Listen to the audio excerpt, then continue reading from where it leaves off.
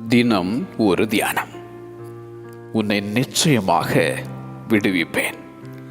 எரேமியா தீர்க்கதரிசியின் புஸ்தகம் அதிகாரம் 39 வசனம் 18. எங்கள் பிதாக்கள் உம்மிடத்தில் நம்பிக்கை வைத்தார்கள், நம்பின அவர்களை நீர் விடுவித்தீர் என பாடும் தாவீது.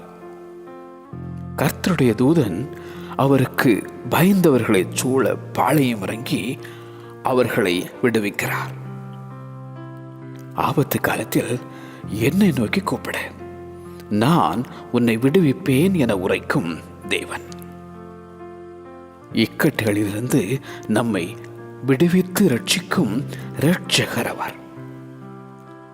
எரிகிற அக்கினி சூளைக்கு சாத்ராக், மேஷாக், ஆபேத்நேகோவை விடுவித்த ஆண்டவர்.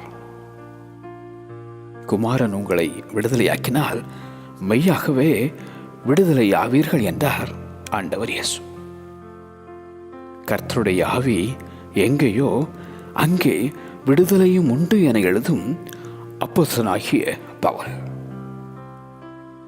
பாவத்திலிருந்தும் சாபத்திலிருந்தும் வியாதியிலிருந்தும் கர்த்தர் உன்னை விடுவிப்பார்.